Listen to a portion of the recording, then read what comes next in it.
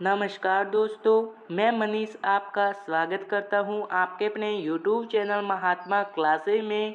दोस्तों, मैं आपको इस वीडियो में रीजनिंग के टॉप 5 क्वेश्चंस बताने वाला हूं, जो सभी परीक्षाओं में पूछे जाते हैं।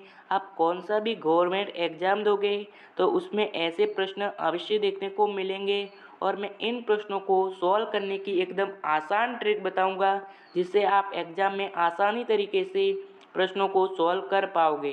तो आइए दोस्तों, देखते हैं रीजनिंग के टॉप 5 क्वेश्चंस। तो देखिएगा दोस्तों, पहला क्वेश्चन है, एक चींटी 3 मीटर चलती है और फिर 4 मीटर ऊंचे एक वृक्ष पर चढ़ती है, तो वह अपने मूल स्थान से कितनी दूरी पर है। देखिएगा दोस्तों, प्रश्न क्या कह रहा है। एक चींटी 3 मीटर चलती है, ठीक है। ये हो जाएगा हमारा 3 मीटर। यहाँ से चींटी ने चलना प्रारंभ किया था और 3 मीटर चलती है। फिर 4 मीटर ऊंचे एक वृक्ष पर चढ़ती है। 4 मीटर ये वृक्ष हो जाएगा। तो 4 मीटर ऊंचे एक वृक्ष पर चढ़ती है, तो वह अपने मूल स्थान से कितनी दूरी पर है। तो यहाँ पर उसने चलना प्रारंभ किया था, तो यहाँ से यहाँ तक की दूरी कितनी है वही ज्ञात करना है। ज़्यादातर स्टूडेंट क्या करते हैं, 4 और 3 को जोड़ देते हैं। 4 3 होता है 7, और 7 नंबर ऑप्शन किस ऑप्शन में दिया गया है तो सी ऑप्शन कर देते हैं सही, और उनका आंसर गलत हो जाता है। तो ऐसा नहीं करना है। जब प्रश्न ऐसा आए कि कुल चींटी कितने मीटर चली तो 7 मीटर हो जाता सही। यहाँ पर पूछा है कि चींटी अपने मूल स्थान से कितनी दूरी पर है, तो वह ज्ञात करना होता है। देखिए, 90 डिग्री का कौन बन रहा है, ये हो जाएगा हमारा, क्या हो जाएगा, लंब, और ये हो जाएगा आधार, और ये हो जाएगा कर्ण। जब कर्ण का मान ज्ञात करना होता है तो कौन सा सूत्र लगता है। देखिए, जब कर्ण का मान ज्ञात करना होता है तो अंडर रूट लंब स्क्वायर प्लस आधार स्क्वायर सूत्र लगता है। तो लगाते हैं सूत्र। देखिए, लंब हम है हमारा 4, तो 4 का स्क्वायर हो जाएगा 16, और आधार है, आधार का स्क्वायर है हमारा 9, तो 16 और 9 होते हैं 25। कितने होते हैं, 25। अंडर रूट 25 किसका मान होता है, अंडर रूट 25 होता है 5 का मान। तो यहाँ से यहाँ तक की दूरी हमारे हो जाएगी 5 मीटर। कितनी हो जाएगी, 5 मीटर। और 5 मीटर किस ऑप्शन में दिया गया है, तो 5 मीटर ऑप्शन नंबर ए में दिया गया है, तो ए नंबर 5 मीटर हो जाएगा सही आंसर। तो उम्मीद करता हूँ कि इस प्रश्नों को आप आसान तरीके से समझ चुके होंगे। तो बढ़ते अगले क्वेश्चन की तरफ। अगला क्वेश्चन क्या कह रहा है, नीचे दी गई श्रृंखला में प्रश्न चिन्ह के स्थान पर कौन सी संख्या आएगी। देखिए, जब सीरीज से रिलेटेड क्वेश्चंस आए तो सबसे पहले आप क्या करते हो, सीरीज को समझते हो कि सीरीज आगे कैसे चल रही है। तो समझते हैं, 3 के बाद 5, 5 के बाद 6, 6 के बाद 12, 12 के बाद वापस 12, फिर प्रश्नवाचक चिन्ह, फिर 24, फिर 26। देखिए, प्रश्न बोला है कि प्रश्नवाचक चिन्ह के स्थान पे कौन सी संख्या आएगी। देखिए, प्रश्नवाचक चिन्ह कहाँ है, यहाँ है, तो यहाँ पर कौन सी संख्या आएगी वही पूछा है। तो सॉल्व करते हैं। देखिए, 3 के बाद 5 कितने प्लस हुए, 2, 5 के बाद 6 1 प्लस हुआ, 6 के बाद 12 6 प्लस हुए, 12 के बाद 12 फिर 0, 24 के बाद 26 आए तो प्लस 2 हुए। कुछ समझ में नहीं आ रहा है। जब सीरीज से रिलेटेड क्वेश्चन आए और सब सीरीज समझ में नहीं आती है तो क्या करते हैं, जब सीरीज समझ में नहीं आती है तो एक एक अंक को जोड़कर सीरीज को सॉल्व करते हैं। तो सॉल्व करते हैं एक एक अंक को जोड़ के। देखिए, 3 के बाद 6 कैसे आया, 3 दूनी 6 इंटू 2 हुआ, 6 दूनी 12 इंटू 2 हुआ, 12 दूनी 24 इंटू 2 हुआ। तो आगे भी यहाँ पर क्या हो रहा है, इंटू 2 हो रहा है। अब दूसरी संख्या देखते हैं कि कैसे चल रही है। 5 के बाद 12 आया है, कोई भी इंटू नहीं हुआ है। 5 के बाद कितने जोड़े 12 आता है, तो 5 के बाद 7 जोड़े तो 12 आता है, और 12 के बाद 7 जोड़े तो कितना आता है, 12 के बाद 7 जोड़े तो 19 आता है। कितना आता है, 19। और 19 के बाद कितना जोड़े, 7 जोड़े तो कितना आता है, 19 के बाद 7 जोड़े तो 26 आता है, और 26 ऑप्शन दिया गया है। तो प्रश्नवाचक के स्थान पे कौन सी संख्या आएगी, 19 आएगी। तो 19 किस ऑप्शन में दिया गया है, तो 19 ए ऑप्शन में दिया गया है, तो 19 ए ऑप्शन आपका हो जाएगा सही आंसर। तो दोस्तों, उम्मीद करता हूँ कि इस प्रश्न को भी आसान तरीके से समझ चुके होंगे।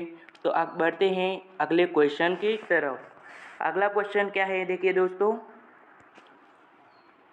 दोस्तों, नीचे दी गई प्रश्न का सही वेन आरेख बताइए।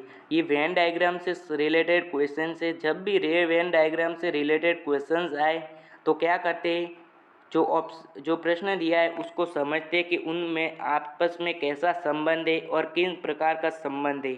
देखिए, घोड़ा, बंदर, बाघ, इनमें आपको संबंध का पता लगाना है। अगर आपने संबंध का पता लगा लिया तो आप आराम तरीके से वेन डायग्राम के क्वेश्चन सॉल्व कर पाओगे।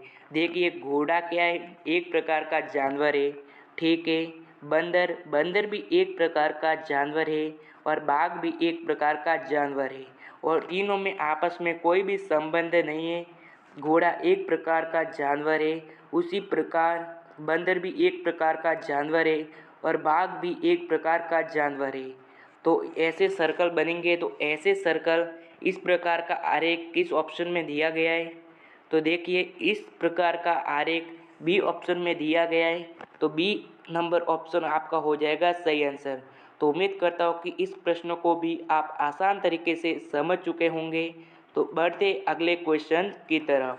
तो अगला क्वेश्चन क्या कह रहा है, देखिए, दी गई श्रृंखला में अगली संख्या क्या होगी। जब श्रृंखला से रिलेटेड क्वेश्चंस आए तो आप क्या करते हो, श्रृंखला को समझते हो कि आगे श्रृंखला कैसे जा रही है। तो समझते हैं। 5896542237, 89654237, 896543965423 और प्रश्नवाचक चिन्ह। आगे क्या आएगा, देखिए, अगर आपके पास थोड़ा सा भी दिमाग होगा तो आपने पता लगा लिया होगा। देखिए, जो फर्स्ट वाली संख्या है और सेकेंड वाली संख्या है, उसमें फर्स्ट वाली संख्या में 5 को काट के वही संख्या वापस लिखी है, और तीसरी संख्या में क्या लिखा है, पीछे से 7 को काट लिया है और वही संख्या वापस लिखी है। और आगे क्या किया है, आगे को वापस 8 को काट दिया है और वही संख्या वापस लिखी है। तो आगे भी ऐसे ही करेंगे, 3 को काट लेंगे और वही संख्या वापस लिखेंगे 96542, और 96542 किस ऑप्शन में दिया गया है, तो 96542 ऑप्शन नंबर डी में दिया गया है। तो आगे कौन सी संख्या आएगी, 96542, डी ऑप्शन हो जाएगा सही आंसर। तो दोस्तों, उम्मीद करता हूँ कि इस प्रश्न को आप आराम तरीके से समझ चुके होंगे। तो बढ़ते अगले क्वेश्चन की तरफ। अगला क्वेश्चन वेरी इंपॉर्टेंट है दोस्तों। अगला क्वेश्चन क्या कह रहा है, यदि 30 जनवरी 2013 को गुरुवार रहा हो तो 2 मार्च 2013 को कौन सा दिन था। देखिए, ऐसा प्रश्न हर एग्जाम में आता है, आपको याद रखना है। देखिए, ऐसा प्रश्न जितना बड़ा होता है क्वेश्चन, आप क्या करते हो, छोड़ देते हो। तो जितना बड़ा क्वेश्चन होता है उतना सॉल्व करना और उतना उसका आंसर पता लगाना बहुत ही आसान होता है। देखिए, क्या कह रहा है, 30 जनवरी 2013 को गुरुवार रहा हो तो 2 मार्च 2013 को कौन सा दिन था। देखिए, जब भी ऐसा कैलेंडर से रिलेटेड क्वेश्चन आए तो सबसे पहले आपको पता लगाना होगा कि वह कौन सा वर्ष है, लीप वर्ष है या सामान्य वर्ष। और लीप वर्ष और सामान्य वर्ष कैसे पता लगाता है, मैं बताता हूँ। देखिए, लीप वर्ष वह होता है जिसमें 4 का पूरा पूरा भाग जाता हो। अगर जिस वर्ष में 4 का पूरा पूरा भाग चला जाता है वह होता है लीप वर्ष। और जिस वर्ष में 4 का पूरा पूरा भाग दी जाता है तो वह होता है सामान्य वर्ष। जैसे 2018, 2014, ये क्या है, लीप वर्ष है जिसमें 4 का पूरा पूरा भाग जा रहा है। और 2013 क्या है, 2013 है सामान्य वर्ष। क्या है, सामान्य वर्ष। और यहाँ पर पूछा है कि 30 जनवरी 2013 को गुरुवार था, ठीक है। और 2 मार्च 2013 को कौन सा दिन था। तो ये पता लगाने के लिए क्या करना पड़ता है, देखिएगा, 30 जनवरी, देखिए, जब जनवरी है वो कितने दिन की होती है, जनवरी होती है 31 दिन की। 30 दिन तो चले गए और बचा कितना, एक दिन, तो एक दिन लिख देंगे। और सामान्य वर्ष में फरवरी कितने दिन का होता है, देखिए, जो लीप वर्ष होता है उसमें फरवरी होती है 29 दिन की, और सामान्य वर्ष में फरवरी होती है 28 दिन की। तो सामान्य वर्ष है 2013, तो यहाँ पर हो जाएगा हमारा 28 दिन। कितने दिन हो जाएंगे, 28 दिन हो जाएंगे। और पूछा क्या है, मार्च, 2 मार्च, और 2 मार्च को पूछा है तो 2 मार्च वो वार भी जोड़ेंगे, 2 मार्च हो जाएगा हमारा यहाँ पर, ठीक है। कुल कितने दिन हुए 28 और 1 29 और 2 31, कुल कितने दिन हुए 31 दिन। कितने दिन हुए 31 दिन हुए, तो गुरुवार में 31 दिन जोड़ेंगे तो वह वार आ जाएगा। और ऐसे जोड़ना आसान है बहुत। देखिए 31 है तो 31 में 7 का भाग देंगे। आप बोलोगे कि 7 का भाग क्यों देंगे?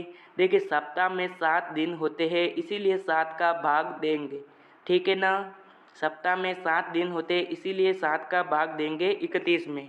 देखिए 7 में 31 का भाग देते तो 7 चौके 28 और शेषफल कितना रहा, देखिए कितना आया 31 आया और 31 में 7 का भाग देते हैं। 7 चौके कितना आता है 28, कितना आता है 28 और 31 में 28 के कितना बचा 3, शेषफल कितना बचा 3 और भागफल कितना आया 4, कितना आया 4 और शेषफल जब भी जो शेषफल आए उतने दिन जो वार पूछा है उसमें जोड़ दो, आपका आंसर आ जाएगा। देखिए गुरुवार में 3 दिन जोड़े तो क्या आएगा, गुरु के बाद शुक्र शनि रवि, क्या आएगा रविवार आएगा। क्या आएगा रविवार, तो किस ऑप्शन में दिया गया है, तो रविवार ऑप्शन नंबर डी में दिया गया है, तो डी नंबर ऑप्शन हो जाएगा सही आंसर।